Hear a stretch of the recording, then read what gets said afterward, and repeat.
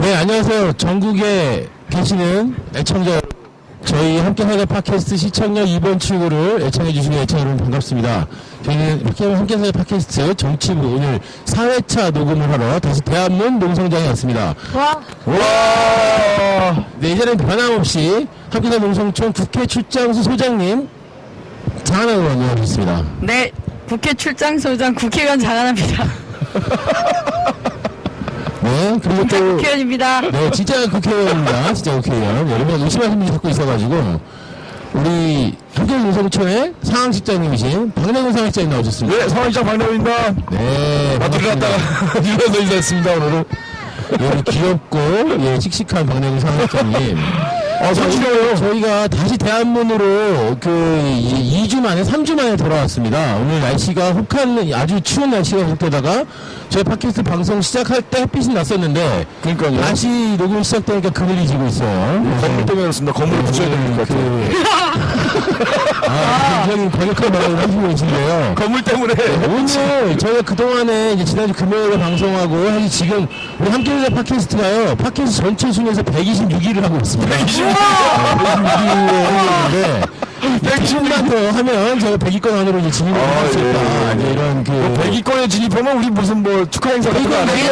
합시다. 아, 100위권. 100위권에 들어가면 여기 함께 농성장에서 우리 한번 축하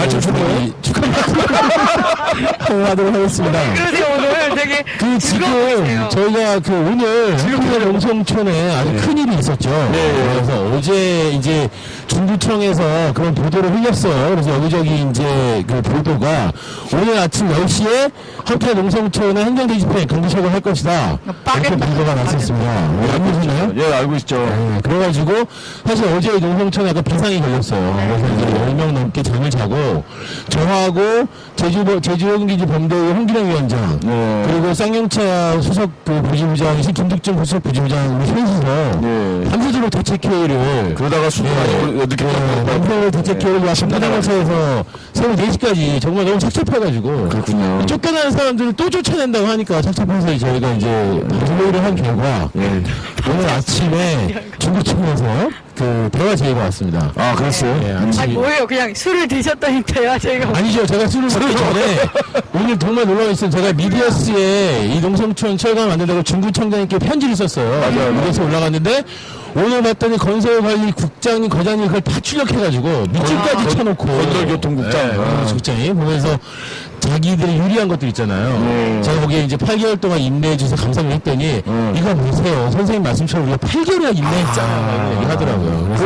8개월 인내한 거 뭐 1년 하면 안 되나? 아침에 한 50명 넘게 행진진 5, 6년 동안 인내고 수강자는 지금 그러니까요. 8, 9, 10, 거기도 그러고. 요새는 도와줘. 우리 아침에 한 50명 넘게 우리 지켜주러 오셨어요. 아침에 일찍에 장하네님께서는 아침에 뭐 선거운동 하시라고 못 오셨는데 언론들도 엄청나게 와. 언론들이 마치 뭔가 일어나기를 바라는 그런 기대감을 갖고 왔는데 철거가 안 됐어요. 그 기대를 저희가 한 방에 날려버렸죠. 그래서 아침에 이제 중구청에 들어가서 김기춘 수석 부지부장과 협상을 해서 이제 오늘 대화 채널을 처음 만들었어요. 대화 채널을 처음 만들어서 그쪽에 의미 있다라고 했고 일입니다. 그래서 앞으로 결 협의하기로 대화를 문제를 풀자. 그리고 우리도 향후에 이제 대선 이후에 농성촌의 계획이 결정되면 네. 공유를 하고 함께 협의하겠다라고 하면서 당분간은 행정대집행의 위협은 없지 않을까 이런 생각을 합니다. 저희가 굉장히 큰 일 오셨습니다. 제가 또 이 일산청사 협상의 달인 60회 한상 협상의 달인 협상의 달인 국덕진이 가가지고 직접 해가지고 국장님들이랑 저한테 말렸죠. 뭐 거의 이제 강하게 나오려고 안 하다가 봤으니까 뭐. 아무 약속도 이제 협상으로 풀 일 있으면 김덕진 사무국장. 그래서 협상 제가 무료 협상 해드립니다. 그래서 협상 농성촌이 오늘 어쨌든 이렇게 안정이 좀 돼서 지금 이제 오늘 다행이다. 수요일이라서 우리 정리하고 사업자 공수당과 함께 희망 행진들을 하고 계십니다. 이 주변에 농성장하고 그 사업장들을 방문하는 거 행사를 하고 있고요. 사실 근데 저는 오늘 아침에 그 행정대집행 들어온다는 거야 좀 더 문제가 있을 수 있다고 해서 봤던 게 육주위원대가 온다 그랬었거든요. 육주위원대가 왜 안 왔나요? 예. 다른 데서 했대요. 아, 저런. 원래는 여기서 하려고 했는데 아마 이제 우리가 사람이 한 50명 넘게 있고 언론도 있고 그러니까 아마 경찰들이 이렇게 좀 중재한 것 같아요. 그래서 다른 쪽에 가서 기자회견 했다고. 근데 육주위원대는 상당히 좀 문제가 있는 저 집단인 것 같아요. 처음 들어봐요. 국지연대. 요즘에요. 서울시내 곳곳에다가 사진전 같은 걸 곳곳에 많이 합니다. 근데 이제 사진 한 컷 가지고 이렇게 외국 매도하고 하는 또 쌍차 뭐 거의 폭력 상황을 우리가 폭력 쓴 것처럼 내지는 강정 해군기지 뭐 이런 걸 또 우리가 이런 매도하는 그런 사진전을 곳곳에서 하고 있어요. 그래서 그 국지연대가 천안함이나 이런 것도 많이 네. 그러니까 약간 그 새로운 단체인가 보죠, 그래도? 저 어버이연하고도 어버이연합이 또 이제 한물 가고 새로운 MC연대가 뜨는 모양인데 어쨌든 뭐 그런 일련의 걱정들이 있었음에도 불구하고 오늘 오전에 별탈 없이 무사히 오송천을 지켜냈습니다. 그래서 오늘 수고하셨습니다. 아침에 이른 시간부터 함께 와주신 많은 분들 인터넷과 트위터에서 우리를 지지해주신 많은 분들께 감사 인사를 드립니다.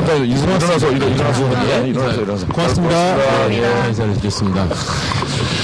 자, 여기 지금 뭐 이상하게 하나 와 있는데 이거 뭔지 우리 박내건 상하시장님이 설명을 좀 해주실래요? 이거 뭐죠, 이거? 이거 환경연합에서 주는 세상을 밝게 만드는 사람들을 라고 하는 상패인데요. 상이에요? 예. 상금도 안 주고 그냥 지원하게 주는 거예요? 환경연합에서 돈이 없나요? 상금을 안 주고 상패만 주는데 이번에는 이렇게 초에다가 이렇게 초를 주셨군요. 저도 이거 2010년에 이거 탔습니다. 그래요? 세상을 밝게 만든 사람이라고 그래가지고, 이야, 그때 여기 두 개 있는 김일란, 홍지호 감독이 받았습니다. 예. 감독님들이 축하드립니다. 축하드려요, 김밀란 감독님. 여기 둘이 왔다리 갔다리 하네요. 저기서 뭐 저기서 인터뷰를 두 개는 이번에 MS 언론인권상 특별상, 뭐 여성 영화인상 이런 거 다 수상했어요. 많이 받았습니다. 네, 두 개문에 제가 출연하죠. 그 두 개문이 지금도 인디스페이스에서 좀 사용되고 있다고 사실은 있다고 하더라고요. 그래도 공동체 상영도 하고 있습니다. 네, 그리고 아까 그 말씀하시기를 수상 소감으로 네. 세상을 밝게 만드는 사람들은 지금 대한문 앞에 있다. 이렇게 또 아까 한국사자 농동촌에 있다 이렇게 김밀란 감독님께서 뉴스타파 앵커가 되신 이후로 네. 정말 말씀이 치였잖아요. 수상한 이런 멘트들을 예전에는 진짜 기기만 하고 그런 거 없었는데 우리 김밀란 감독님 만나고 싶으신 분들 뉴스타파를 한번 다운받아 보시면 우리 경제물체인데 화가 나는데 거기는 몇 위 정도 하나요? 거기는 뭐 한 10위권 안에 들고 있습니다. 그 경제 100위 위는 보지도 않았어요. 사실 이제 저희 정치부도 있지만 우리 사회부, 리빙부, 아트부 이렇게 또 있잖아요. 그래서 아주 재밌는 일이 이것도 많으니까 시청역 2번 출구 팟캐스트에서 꼭 한번 들어보시기를 말씀드립니다. 그러게요. 하고 좀 많이 찾아주시고요. 당분간은 저는 행정대집행 없다는 소식이 너무 반가운 게 어제 밤새 저는 오전 10시 이 소식을 좀 늦게 알았고 밤에 좀 긴장이 있었죠. 네. 그래서 새벽에 언제든지 일 생기면 부르라고 자기를 일 생긴 다음에 부르면 그때 언제 오나 이런 생각을 했는데 같이 와 있지. 마음만이라도 너무나 감사했고 든든한 힘이 됐습니다. 아닙니다. 죄송합니다. 요즘에 장하나 의원은 어떻게 문재인 후보 2세 다니시고 있나요? 네, 뭐 거리 유세도 조금 하지만 대부분은 이제 전국의 그 노동조합, 노조 뭐 조합원들 만나 뵈면서 좀 부끄럽긴 한데 지금 그 문재인 후보와 뭐 일단 박근혜랑 박빙이고 또 문재인 후보가 제시한 뭐 노동 관련된 어떤 법안이나 정책들이 뭐 개인적으로 제 기대보다도 좀 전 이상이었거든요. 사실 민주당에서 기존에 보기 힘들었던 노동정책을 좀 내용도 많고 좀 전향적인 방향으로 써 있다는 것 좀 말씀드리고 뭐 누구를 투표해라 이런 말은 잘 못합니다. 왜냐하면 지금 지지정당이 없을 뿐 이제 그래도 노동계에서 또 그 김소연 후보, 김순자 후보도 나오셨기 때문에 함부로 말씀 못 드립니다. 답답하겠다. 근데 그거는 할 수 있잖아요. 누구는 뽑지 말아라. 이거는 할 수 있죠. 그렇죠. 가급적이면 지금 뭐 특히 민주노총이 그 지지하던 정당이 지금 철회한 상태라 좀 투표를 많이 하러 가십사 하는 말씀만 드립니다. 이제 그런 이유로 좀 투표를 혹시나 그 좀 의지가 많이 없어지셨진 않나 걱정스러워서. 근데 다녀보니까 전혀 그럴 일은 없을 것 같고요. 투표 열심히 하실 것 같아요. 네. 이번에 그럼 이제 일주일밖에 안 남았잖아요. 네, 일주일밖에 며칠이 남았어요. 투표율이 굉장히 중요할 것 같습니다. 그래서 많은 사상 분들이 최대 투표율 이런 거 좀 나왔으면 그렇죠. 좋겠고. 네, 그냥 80% 정도 이렇게 80% 투표율하고 더 하나의 견제할 수 있습니까? 네? 뭐랄까요? 이렇게 공약을 많이 보잖아요. 투표 우리 진짜 저 애청자들을 위해서 눈썹을 무슨다든지 팟캐스트 방송 중에서 공약 거신 거 있으세요? 아직 안 그랬는데요. 네, 그죠. 그럼 방송 끝날 때까지 방금 생각하셔가지고 투표율이 80% 넘었을 때 우리 장하늘 의원이 팟캐스트 방송을 통해서 뭘 할지 공약을 하도록 하겠습니다. 네. 그 이제 여론조사가 사실 오늘까지가 마지막 공표잖아요. 오늘 내일부터는 이제 여론조사 결과 공표를 못 하는데 오늘 쭉 한번 봤더니 이제 어제 그 여론조사 그 리얼미터 여론조사에 49.9 대 44.8 5% 차이가 나요. 문재인 후보랑. 근데 어제 또 오마이뉴스는 48.1 대 46.1이었어요. 2% 차이죠, 2% 차이. 양자구도 뭐. 예. 아마 이제 이렇게 보는 건데, 오늘 이제 이 여론조사가 세 군데가 발표했습니다. 동아일보, 문화일보, 뭐 리얼미터가 발표했는데, 동아일보 여론조사가 45, 41.4. 이게 4% 정도 차이가 나고요. 리얼미터가 47.8 대 45.6.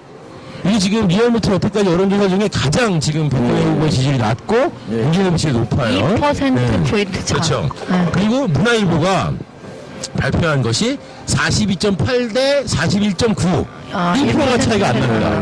그래서 지금 전체적으로 저도 오차범위의 초박빙이다. 초박빙이네. 네, 이렇게 보는데. 제가 우리 그 같은 방 동료한테는 뭐 경향신문에는 문재인 후보가 앞선거로 나왔다 이런 말만 듣고 지금 신문은 못 아, 네. 그럼 어저께 지금 신문 여론조사 결과를 발표를 제대로 안 했네. 이게 굉장히 초박빙 상태이기 때문에 아니, 막판에 어쨌든 다 오차범위 내에 있다고 봐야 되지요. 네. 이게 이런 걱정이 좀 있어요. 뭐냐면 보수 언론이나 이쪽에서의 그 여론조사가 네. 사실 이제 갑자기 지지율 차를 좁히고 있어요. 오늘 마지막 발표인데 오늘 최대한 좁혔거든요. 이런 것들이 사실 또 이제 예를 들면 대세론 이런 것들을 이제 꺾어버리는 아주 좋은 그럴 수가 일이지만 있죠. 또 이제 보수층을 결집해가지고 이 청년들이라든지 또 청년 중에서 보수적인 성향을 갖고 있는데 투표 안 해도 되겠지, 뭐 이런 사람들 투표하게 만들려는 어떤 이런 고도의 전술은 아닌가 이런 걱정도 좀 돼요. 그냥 어제도 젊은 층들이 많이 이제 투표를 해야 될 것 같습니다.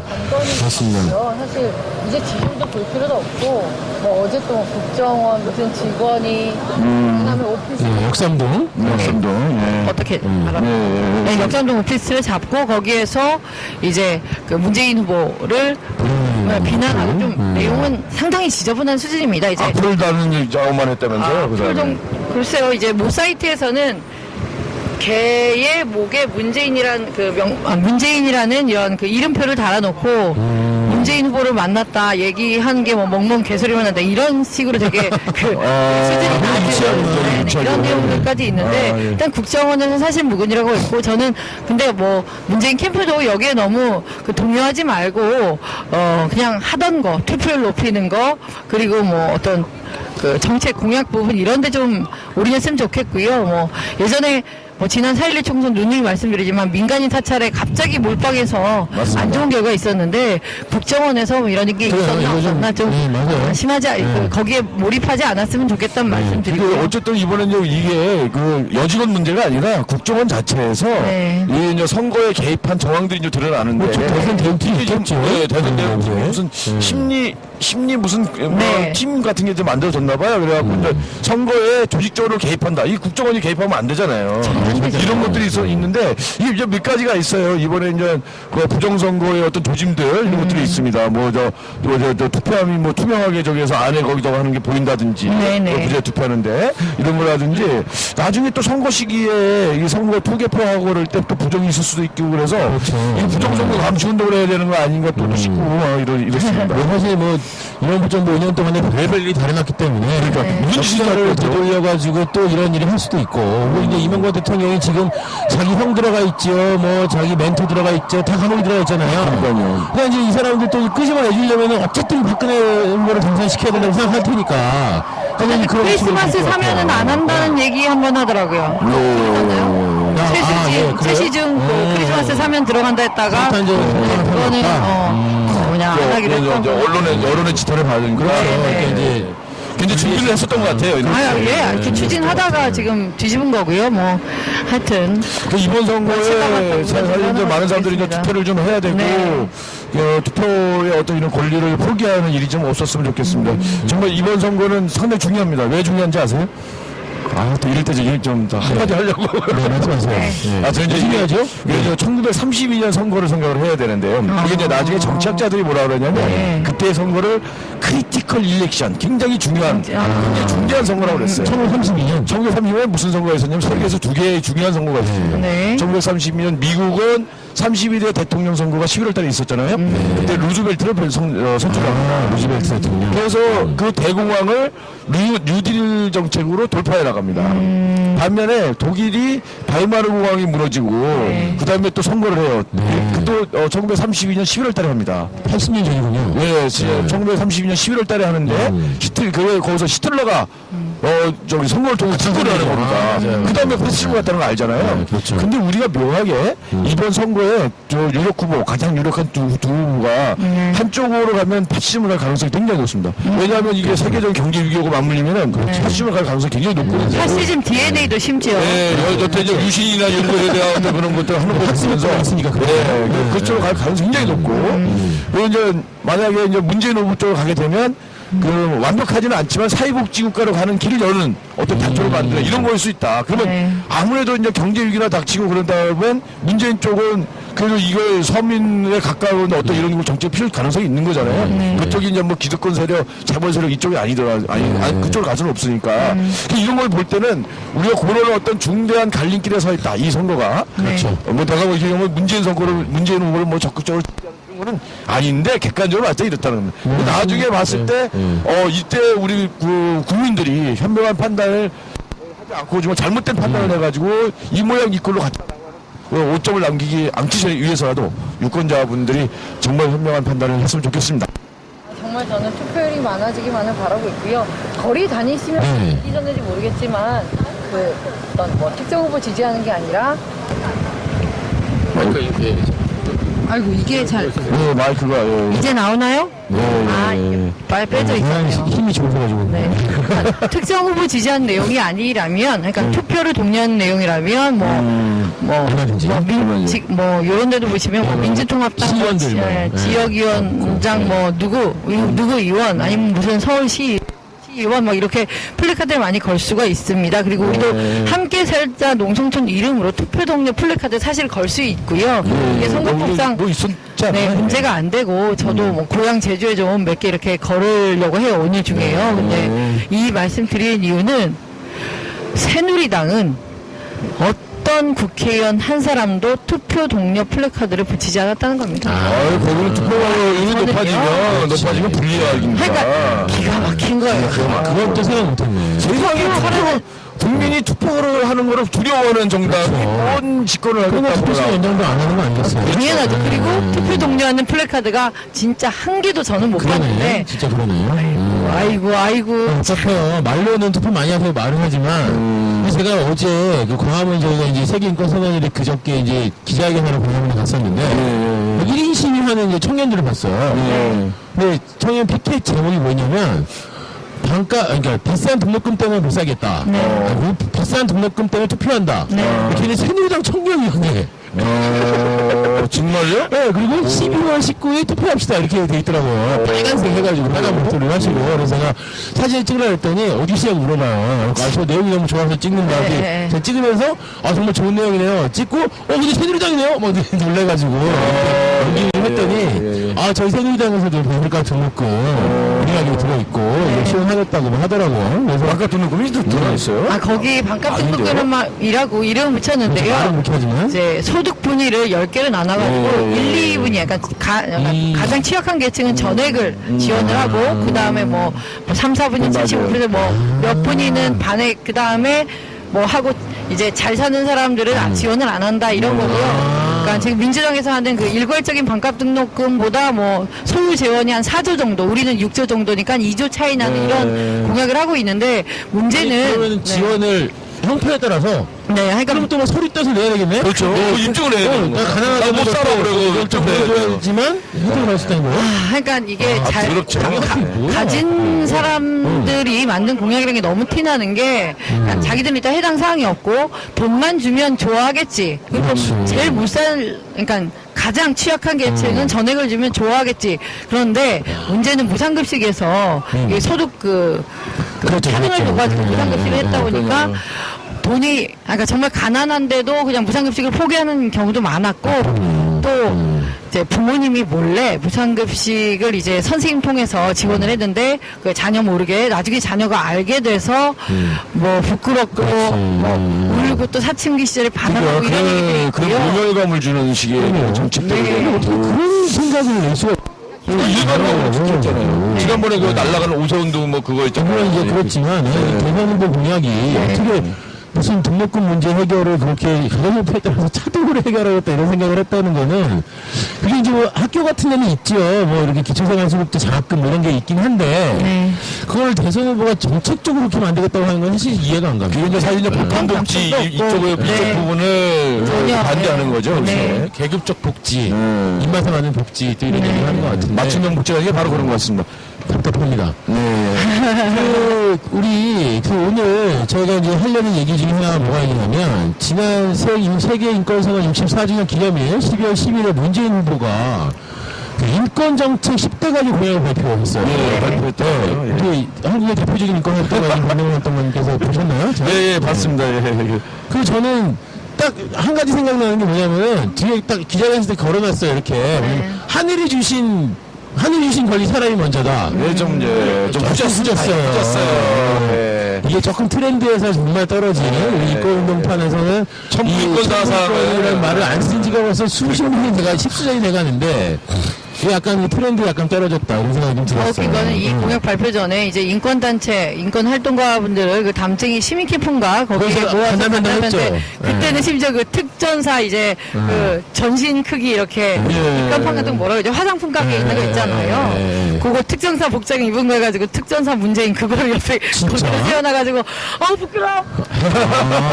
저는 사실 거기 약간 문제가 있었던 게 이제 인권단체 초청을 했는데 그 월요일에 아침 10시인가 했는데 목요일 밤 금요일 아침에 다 초청장을 받은 거예요. 아이고. 그래가지고 단체들이 가냐 마냐 막 뭐 이런 얘기도 하고 그래서 사실 저도 이제 안 가긴 했는데 어쨌든 이 정책에 보면 약간 이제 그런 것들을 좀 미리미리 인권단체들이나 이런 단체들과 좀 소통을 좀 많이 했었으면 어땠을까 이런 아쉬움이 훨씬 더 좀 좋은 있어요. 적이 나왔을 것 같은데. 근데 어쨌든 인권 공약을 발표했다는 건 되게 긍정적으로 저희가 환영을 할 수 있는 거라고 보는데 10가지를 발표했는데 10가지 중에서 이제 잠깐 얘기를 하면 인터넷상 표현의 자유, 프라이버시 보호, 개인정보 보호 강화하겠다. 훌륭하죠. 이런 얘기를 했고 선거권, 피선거권 확대 후 투표시간 연장하여서 이 비정규직 직장인 안녕하십니까? 참작권 확대하겠다. 이런 얘기했고 우리 이사군정원의 우리 쌍용차 김정호 지부장이 죽드시고 오시는 길에 정말 뭐라 그럴까요? 오셨어요. 조각미남으로 네. 거듭나셨어요. 아니 이게 잠깐 오세요.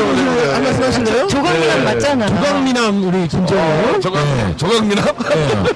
저희가 이렇게 길거리에서 하다 보니까 이렇게 지나가시는 분들 그냥 그 자리에 게스트 섭외할 수가 있고 아주 아까 좋습니다. 지나갔는데 그 전현홍 그 회장이 네, 지나가셔가지고 지나가셨어요. 이렇게 인사할 때 네. 저한테 장난하다 하고 네, 가셨어요. 맞아요. 잘 들었어요. 오늘 욕하는 줄 알았는데. 네. 저는 김정호 지부장입니다. 박수로 환영할게요. 반갑습니다. 아니, 이제 좀 뭐, 사진사례가 나와주셨나봐요. 좀 늘어난 것 같으시죠?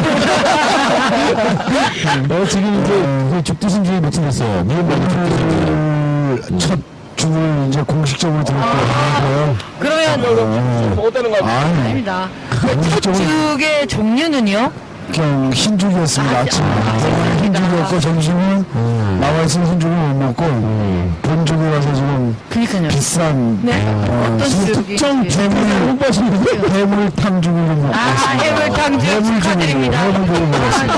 너무 비싼 엄청 억울한 저기 9,000원에서 9,000원. 진짜 비싸. 조각미남 오셨네요. 그러네요. 이게 지금 김부통 수석 부지부장도 왔는데 둘이 같이 먹고 왔나봐요.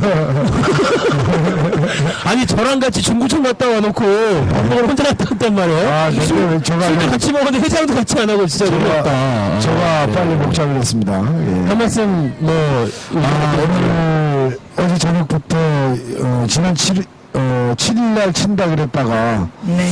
긴장하고 있다가 다시 12일 날 한다 그래서 어제 저녁에는 이런저런 많은 궁색한 그 고민을 많이 했었습니다. 그래서 오면 아주 지난 5월 24일 날 쳤던 것보다 다른 거리가 근육을 저항을 해야 되지 않겠나 이런 생각을 갖고 왔었는데 뭐 다행히 또 지혜로운 우리 김덕진 그 해결사께서 이렇게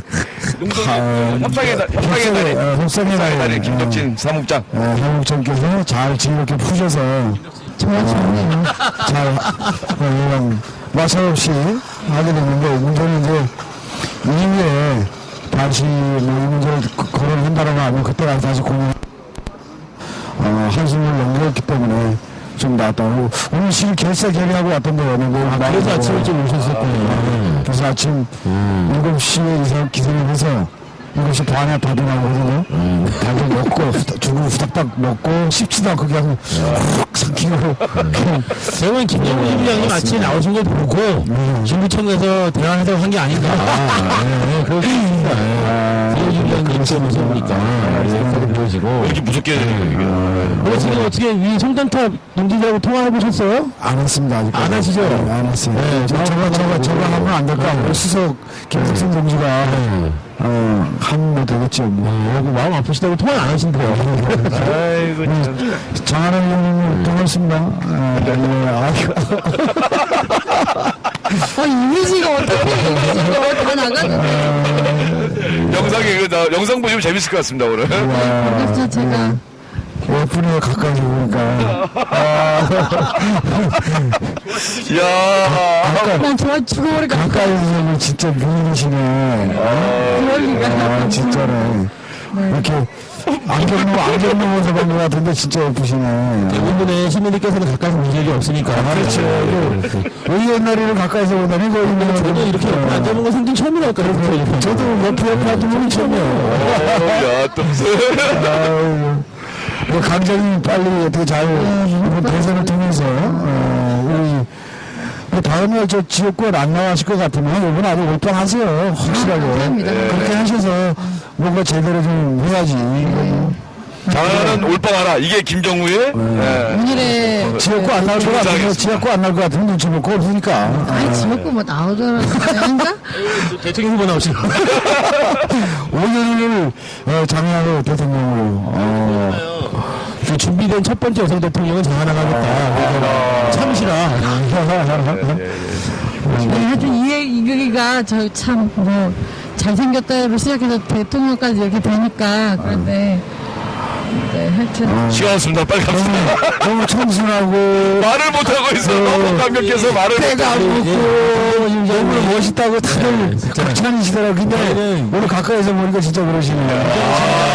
보시면 좀 뭔가 이 대선 전국에서의 어떤 노동계의 이런 입장 이런 걸 들어오려고 했는데 계속 장하나는 미모 촬영하고 계시기 때문에 저희가 시간이 없어요. 지금 30분밖에 없으니까 빨리 마지막 멘트 하시고 이제 그래서 그러니까 우리는 노동자 후보 김수현 동지를 출연을 시켰던 거고 김순자 뭐 후보도 나오고 그랬는데 뭐 각자 나름의 입지적 분명한 의견이 좀 있긴 하고 내용들이 분명히 있습니다. 그럼에도 불구하고 그렇게 갈 수밖에 없는 것들에 대한 것은 뭐 기존 정당 정치에 대한 어떤 불신의 벽 이런 것들이 계속 존재하기 때문에 그건 뭐 그대로 인정하면서 각자의 역량 내에서 열심히 투쟁하고 영성촌을 지키는 쌍차, 강정, 영산, 탈핵 이거를 우리가 기존의 계획 고수하면서 문제 해결에서까지 강고한 대우를 형성하며 투쟁한다.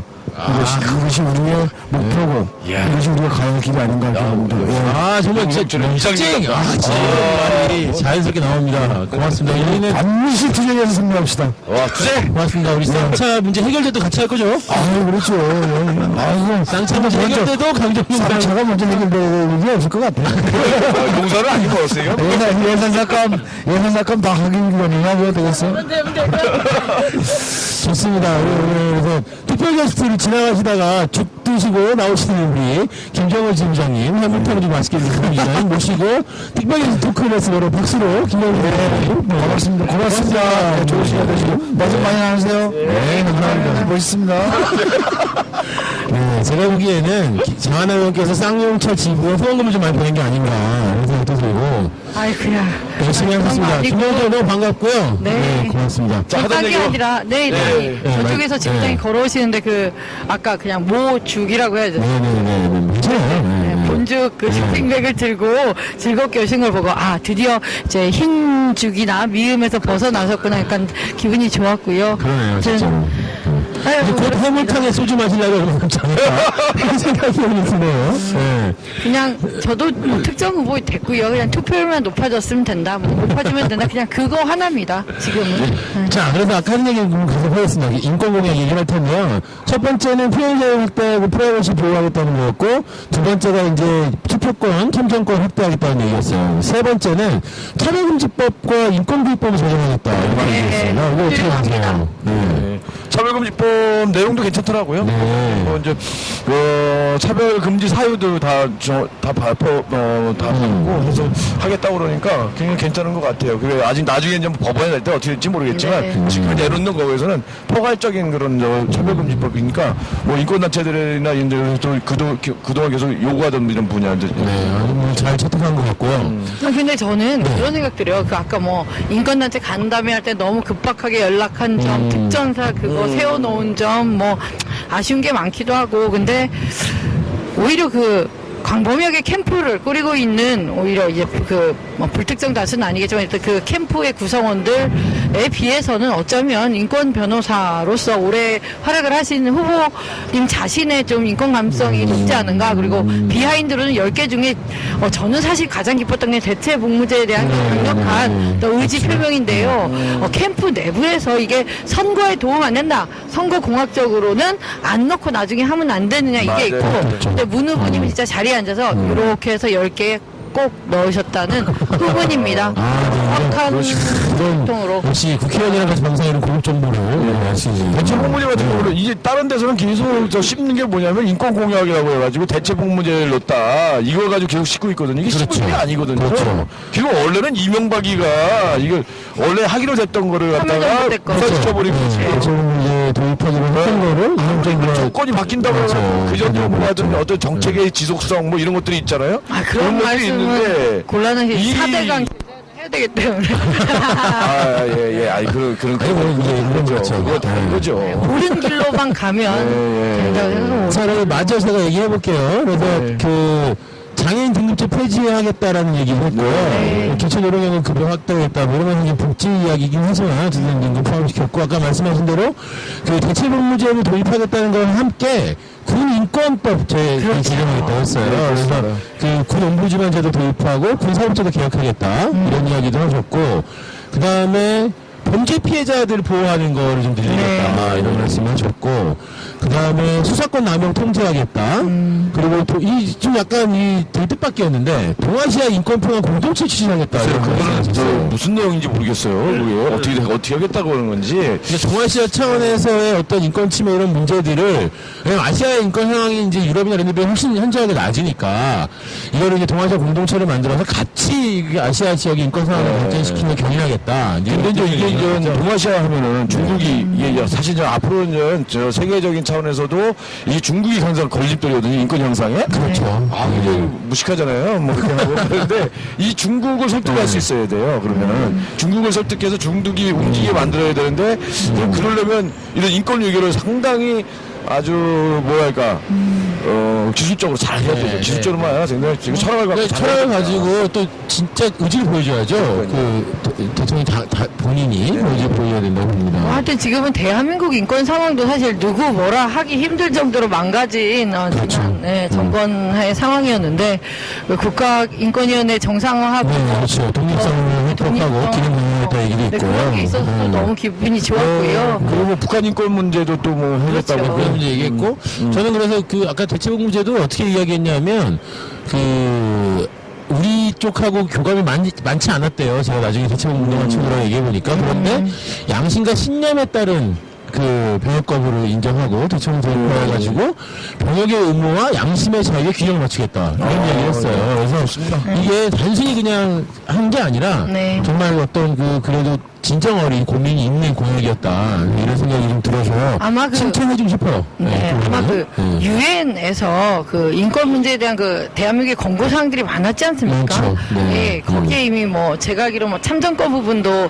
그 된 바가 있고 네, 뭐 네. 투표 시간과 연령 뭐 이런 것들 그래서 그런 어떤 유엔 권고사항을 지금까지는 사실 그 인권위원회 가입 국가인가요? 뭐라고 하죠? 그 정확한 표현이요? 당사국이요. 당사국이라고 그런데 권고사항을 사실 유명무실했죠. 그거로 그렇죠. 어떻게 하고 예, 예. 강정에서도 그 유엔 인권위 권고사항이 몇 번 떨어졌습니다. 이제 거기 송강호 박사님이나 강동근 회장님에 대한 것도 그렇죠. 이들은 국가공권력 피해자라고 유엔에서 이렇게 조사도 왔고 확인한 바 있는데 유명무실했다가 근데 만약에 뭐 정권 교체가 어떻게 된다고 하면 그 인권사항에 대해서 좀 저는 지금에 비해서는 뭐 진짜 진일보할 것 같은 느낌을 요 발표에서 느꼈습니다. 그래서 어쨌든 그래도 아쉬운 것들은 있어요. 네. 좀 아쉬운 점은 예를 들면 이제 그 전통적인 인권 침해의 문제인 국가보안법이라든지 그러니까요. 사용제도라든지 이런 것들을 뭐 폐지 이런 입장을 담지 못한 것은 이제 여러 가지 이게 왜 여기서 빠졌을까요? 그러니까 뭐 고민이 있었겠죠. 여러 가지 뭐 선거상의 어떤 뭐 선거상의 일도 있고 아니면 순위에 밀렸을 수도 있는데 근데 국가보안법은 뭐 지난번에 우리가 따져봤듯이 거기서 온 답변은 아주 뭐 폐지하겠다는 입장이었고 사용적으로 마찬가지였는데 어쨌든 그런 것들이 발표되지 못한 건 좀 아쉽고 아쉽지만 전체적으로 균형 있는 발표를 했다. 그래서 뭐 이렇게 공약한 것들만 나중에 거청이 되신 다음에 다 지켜주신다고 해도 뭐 어차피 인권 수준은 많이 향상될 거다. 이런 생각이 사실 드는 내용이었습니다. 좀 더 아쉬웠던 게 노령연금만 얘기를 하셨는데 이제 기초생활보장 전체를 갖다 손질을 하겠다. 네. 그리고 저기 장애인 농성들 또 장애인 단체들하고 빈곤 단체들이 또 농성하고 있잖아요. 그렇죠. 부양은 이제 폐지하겠다. 이런 것들도 좀 같이 좀 고려했으면 했는데 거기까지는 좀 못 나간 것 같습니다. 아마 부양 의무제 같은 것들도 저는 그 공약 뭐라고 해요? 공약집 그 전체 두꺼운 데서는 본 기억이 나는데 아이고 다 어떻게 이렇게 지켜지기만 하면 좋겠네요 하고 투표율이 특히 20, 30대 투표율이 엄청날 것으로 이렇게 여론조사 결과는 나왔더라고요. 오늘 한겨레 근데 장하영 같은 분들이 사실 청년들 투표 독려하러 열심히 다니시고 있어야 되는 거잖아요. 그죠? 네. 우리도 지금 그 일하는 맞아요. 저희도 얘기 하고 있고 어쨌든 투표율이 높아져야지 된다는 거에 다 동의들을 하시니까 네. 이번 선거를 많이 꼭 참여하시면 좋겠고 그래 날씨가 많이 안 춥기를 또 바랍니다. 날씨가 따뜻했으면 좋겠습니다. 하시면 좋고 우리도 사실 여기서 개표방송 같이 볼 거예요. 그래가지고 개표방송 보면서 이제 뭐 결과가 어떻게 되든 뭐 광화문 여기 시청 광장 이런데 뭐 사람들이 모이지 않겠어요? 그렇지요. 거기에서 또 우리의 이제 의사 표현을 하고 이런 것들을 할 건데 어쨌든 일주일 남은 대선 여러분들이 이 좋은 선택하기 위해서 우리가 남은 시간 계속 이런 정보들을 좀 제공하고 이야기해야 되지 않을까 생각합니다. 인권공항 얘기는 여기까지 한번 정리해보고요. 오늘 또 아주 큰 대선 앞두고 변수가 하나 생겼죠. 뭐가 있습니까? 북한에서 예, 로켓 발사한 거. 은하 성공을 그 성공했다고 그러더라고요. 성공했고 교도 진입 분리체도 다 잘 떨어졌다고 해요. 그래서 이게 나로호 완전히 망한 거에 비해서 사실 또 되게 비교되는 일이긴 한데 전통적으로 이제 대선 때 이제 북한의 뭐 북풍, 촌풍 이런 게 있잖아요. 그렇죠. 어떻게 보세요? 이번 이게 어떤 영향을 미치나요? 이건 별 영향 없을 것 같습니다. 별 영향이 없고. 우리 이제 그 언젠가요? 저 2년 전인가 그 지방선거 할 때 네네네네. 그때 이제 뭐 천안함 사건 있고 해가지고 이게 뭐 선거에 악영향을 미칠 거다라고 했는데 전혀 그렇지 않았잖아요. 그렇죠. 그래서 이제 이게 북풍이라든지 이런 거가 아주 웬만한 어떤 그게 아니면 이제 이 선거에 별로 영향을 안 주는 정도까지 이제 된 것 같아요. 도리어 우리 내부의 문제가 좀 근데 안보 얘기는 또 꺼내지 않겠어요? 이거 가지고 사실. 근데 그런다고 해가지고 이쪽에 문 쪽의 지지층이 저쪽으로 이동하고 또 저 밖쪽의 지지층이 이쪽으로 이동하고 이러지는 않을 그렇죠. 거라는 국민들의 수준이 사실 이제 그게 됐고 그게 뭐 미사일로 공격한 것도 아니고 하니까. 그래서 어쨌든 그 북한의 그런 그 변화나 이런 일들이 이번 대선에 영향을 크게 미치지 않았으면 저도 생각이 들고. 근데 이번에 또 심각한 게 뭐냐면 어저께까지만 해도 보도 나온 게 북한이 이제 맞아요. 연기할 거다는 거예요. 이게 내부에 이제 저거가 이제 뭐 고장이 있어가지고 수리하겠다 뭐 이런 건데 오늘 박수 올린 겁니다. 그렇죠. 아니, 국정원이. 국정원에서 그걸 발표한 지 24시간 나서 쏘아 올리는 국정원이 이제 원래 해외 정보를 담당하는 게 임무인데, 그 외의 정보. 그런 걸 안 하고 지금 문제하고 막고 어떤 짓이나 하고 그렇게 이런 거. 저 국정원 이렇게 가면 완전 손을 좀 봐야 됩니다. 저거 해체시켜버리든지. 그렇죠. 이게 지금 공약에 저희가 이 공항과 기구 관련한 공약이 사실 지급을 한 적이 있었는데 사실 입장이 명확하게 없어요. 그냥 검찰 개혁에 대한 의지는 강력하게 표출하시는데 본인이 이제 의지가 있으시니까. 근데 국정원 개혁이라든지 국정원 그 변화라든지 또는 이제 그 경찰 보안시설이라든지 이런 부분에 대해서는 아직 사실 특별한 입장이 없으셔서. 그리고 국정원 내에 저 국내에 이거 수사하는 거 있잖아요. 이런 것들 다 없애버려야 돼요. 그렇죠. 아니 수사 파트 없어요. 수사 파트 자체를 아예 없애버리고 정말 정보 수집만 하도록 거기에 전념할 수 있도록 만들어야 되고요. 그 대고 뭐 보안 수사대나 이런 데도 하는 짓을 보면은 참 진짜 허접하거든요. 그걸 위해서 이렇게 수많은 엄청난 그 세금을 쓴다고 하는 거, 그런 인력을 유지한다고 하는 거, 그런 걸 딱 돌려서 민생 치안으로 돌리는 거 이런 만들어야지. 이거에 대해서도 좀 대통령 되실 분들이 좀 고민을 좀 해주셨으면 좋겠습니다. 아니, 우리 이제 마지막으로 정리를 하면서는 저는 2차 토론회 어떻게 보셨는지 얘기를 한번 했으면 해요. 저 안 봤는데. 안 보셨어요? 언론에 나온 것만 좀. 아, 그랬어요? 우리 장하나 의원님은 어떻게 보셨나요? 저도 봤는데요. 그냥 저희 노성촌에서 노트북으로 틀어놓고. 아, 그렇습니까? 씹고 녹하면서. 네, 근데 이번에도 또 한 방 날려주셨더군요. 지하 경제를 활성화한다. 그래서 좀 우리끼리 그래서 이제, 나 마약 거래해야 되겠다. 마약 거래하기 위해서, 내가 뽕부터 한번 맞아봐야 되냐. 이러고. 인권 대표님께서 인권했던 분이 그런 농담을 치면서. 농담으로 왜 아무튼. 마약 거래를 활성화한다는 거. 부끄럽습니다. 세금 내면 되지 않을까요? 세금 내면. 마약 거래하고서 세금 내면 되는 거 아니에요? 세금 맞다, 맞다고 못 챙겼어요. 왜 이러시죠? 도대체 오늘 박래근 선생님의 이 맞장을 쳐드리기가 굉장히 힘든 코멘트를 날리셔가지고 죄송합니다. 있었다는 거죠. 네. 그래서 어쨌든 대선 토론회에서 이번에는 문재인 후보가 좀 이렇게 이 정신을 좀 많이 받는 것 같아요. 하긴 했는데. 비형적으로 했다 이런 얘기도 듣고. 아니 저는 그래도 성에는 안 찼습니다만 제가 경제 민주화랑 다를 게 없다. 박근혜 후보가 그거 하나 하고 기존의 대기업 재벌 순환 출자는 유지하고 신규 순환 출자만 받겠다. 그러니까요. 이런 걸 보면서 그냥 본색이 다 드러낸 사실. 그러니까 이 국민들이 잘 몰라요. 이게 그게 무슨 뜻인지. 그게 좀 속상했죠. 어쨌든 근데 뭐 세금 줄이고 규제 풀고 또 뭐 법질서 새로 잘 바로 세운다 이런 내용이었는데. 그렇죠. 네. 규제 풀고 이제 세금을 줄이는 부분이 이제 지금 5년간 대기업 그러니까요. 재벌 법인세로 깎아준 게 100조라 그랬나요? 그러니까 도리어 지금은요, 이게 기업의 규제들을 갖다 할 건 해야 되는 거죠. 그렇죠. 그죠? 그러면 이제 순환 출자 이런 부분도 못하게 막아가야 되고, 금산분리 명확하게 가야 되고. 지배구조. 이런 거 진짜 1%, 2% 가지고 전체 회사 다 지배하고 하는 이 그룹을 전체 지배하는 이런 것들은 없애야 되는 거거든요, 그래서 사실은. 무소불위 권력인데 사실은 그래서 우리 최병승 동지도 대법원 판결까지 다 나왔는데 정몽구 쇠고랑 차야죠. 범죄자가 버젓하게 다니고 있으면 법 위에 진짜 돈이 있고 재벌이 있는데요. 그거 바꾸지 않으면 큰일 난다고 생각을 합니다. 국가와 시장의 관계를 역전시켜야 되는 거죠. 그렇죠. 지금 새로운 대통령이 될 사람은 국가와 시장의 관계가 지금 역전되어 있는데. 저는 사실은 이 경제 문제에 있어서 일반 국민들이요. 그러니까 잘 모른다고 생각해요. 저만 해도 그런 어떤 전문적 용어들이 나오고 이렇게 되면은 약간 난 잘 모르니까 이거 전문가들이 할 일이라는 생각을 많이 하게 되거든요. 근데 그래서 이게 굉장히 중요한 박근혜 문제예요. 모르면서 대통령까지 나오더라고요. 그거 보니까 그냥 읽기만 하시더라고요, 진짜로. 내가 무슨 말을 하는지 모르니까 그러니까 거짓말을 지하 하면서 경제성 같은 말을 하고 맨날 수치 같은 것도 틀리게 말하고. 그리고 지하경제 활성화는 잘못 말하는 거다 그래서 양성화 아니냐.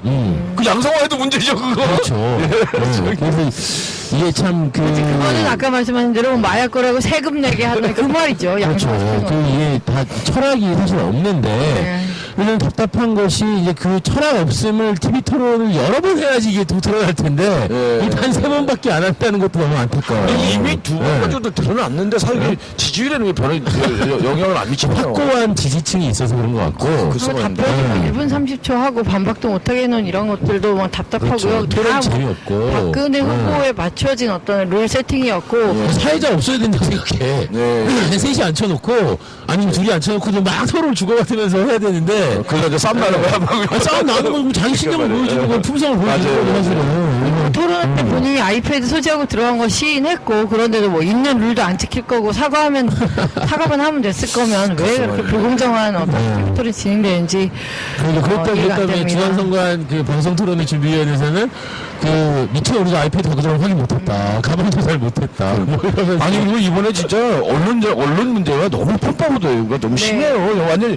박근혜가 대통령 된 거야. 그래갖고 박근혜 중심으로 다 나가고 거기에 맞춰놓고 거기에 이제 조금 좀 균형 맞추는 척하면서 뭐 문재인 후보나 다른 후보들 얘기하는 거지. 그 모든 게 완전히 중심이 박근혜예요. 그래서 그저께인가 한겨레 일면이 이번에 맞습니다. 편파보도에 방송 시간에 비중 이런 것들이 있었는데 이게 사실은 뭐 MBC고 KBS고 지금 뭐 완전히 장악하고 있고 그 사장단이라든지 이제 이쪽이 뭐 완전히 장악하고 있고 이번에 또 2580 기자들 또 징계받았거든요. 우리 농성촌 취재하러 왔던 기자분도 그 농성촌 취재한 게 다 잘렸어요. 우리 그거 얘기합시다. 네. 2890 안 나고 방송 안 방송 됐잖아요. 안 돼가지고 기자님이 이제 전화 오셔서 뭐 정말 끝까지 싸웠는데 데스크에서 농성촌이 불법이라 안 된다. 네. 이렇게 해가지고 다 잘랐다는 거예요. 한진하고 이제 여기 취재한 거를. 김대철은 보통 많이 근데 그 기자가 그 이제 미디어스랑 그 인터뷰를 했어요. 그래가지고 이제 그동안에 이제 이어파군에 들어왔던 이런 어떤 편집권 침해라든지 이런 뭐 압력 같은 것들을 다 인터뷰를 했거든요. 이번엔 12년차 기자인데 이번에 그 인터뷰했다고 외부랑 외부에 징계를 또 먹었어요. 그래서 사실은 도대체 그러면 그 기자들이 그런 얘기를 왜 못하는 겁니까? 네. 해야죠. 그런 거. 기자들이 인터뷰를 왜 못해요? 할 수 있는 거잖아요. 근데 그런 것들이 사실 김재철이나 지금 우리 KBS를 바뀐 사장이나 이런 사람들이 그런 걸 잘하고 있는 거를 아무도 손 못 쓰는 거예요, 지금.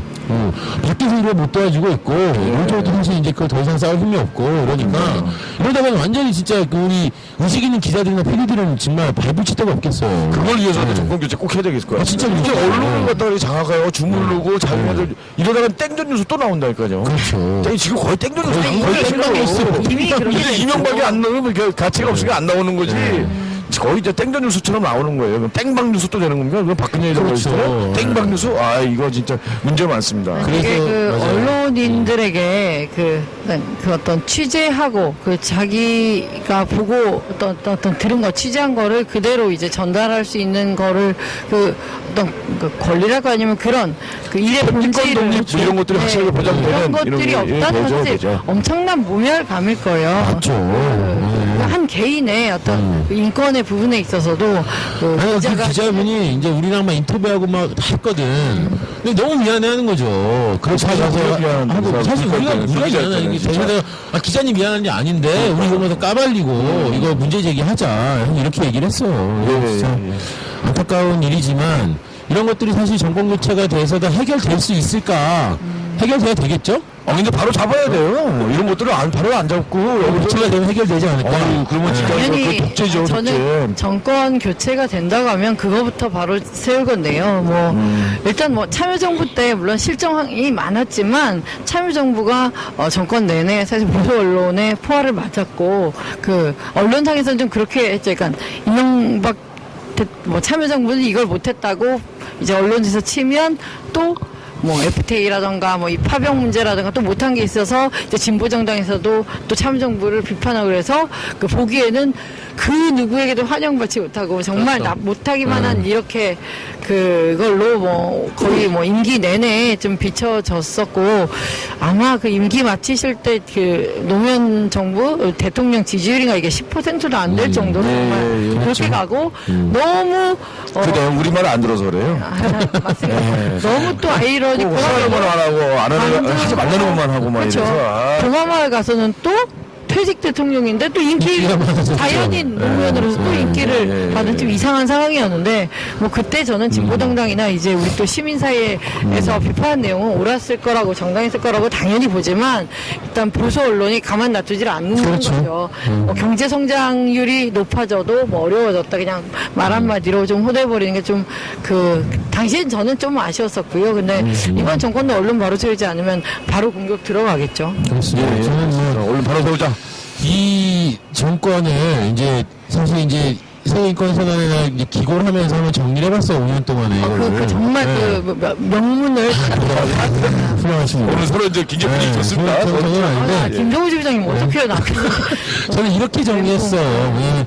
자신들의 비리나 모자라면 한없이 관대한 국가공권이요. 근데 엄정한 법치판 내세우면서 서민들이나 이 빼앗긴 사람들에게는 한없이 또 매정한 공권이요. 진짜 그리고 이 호소나 절규에는 전혀 기울이지 않는 이 정부가 제가 우리 있었습니다. 참혹한 조화를 이뤘다. 5년 동안. 정말 그 조화가 서로 주고받고 하면서 서로 이렇게 챙겨주고 하면서 했던 그런 것들이 정말 이렇게 참담한 결과를 내왔다고 생각합니다. 그래서 저는 이런 것들을 반드시 2013년부터는 깨야 되는데 어떻게 해야 되는가? 그러기 위해서는 선거밖에 없대요. 지금. 진짜요. 우리가 현명하지 않을 거면 투표하라. 네. 정말 자, 어때요?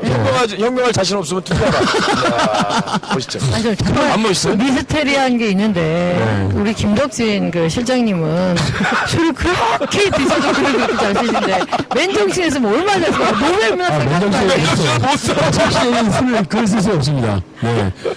아니 김정신 많이 하시고요. 그리고 저는 이번에 어쨌든 우리가 10일밖에 안 남았는데 저는 패키지 방송 한 번 내기 2번 더 해야 된다고 보는데 투표율 얘기를 해야 되고 마지막에 우리 공약도 분석해야 되고 토론회도 한번 해야 돼서 우리가 이야기할 수 있는 것들 최대한의 목소리 SNS 이런 걸 통해서 그리고 사실 주변에요 투표 안 했던 친구들 많아요. 안 돼. 네, 제 주변에 제가 어떤 후배들 만났는데 원래 안철수 찍으려고 했는데 이번에 김세서 안 찍을 투표 안 할래 이런 친구들이 많아요. 근데 물어봐야 됩니다 사실 진짜. 그래서 갖고 있는 사람 많거든요. 그래서 그런 사람들도 설득하고 맞습니다. 이렇게 투표장을 내보내야 되는 게 굉장히 중요한 일이다. 그래서 주변에서 순화해서 다시 말씀을 드리면 돌 들고 싸울 자신 없으면 투표장을 가라. 그 도움이 되는 거.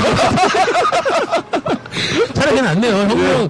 혁명하지 못하는 자. 현명할 자신 없으면 투표장을 가라. 네. 이것도 좋죠. 아, 저 지금 팬카페 회원들 오셨네요. 아이고, 저런.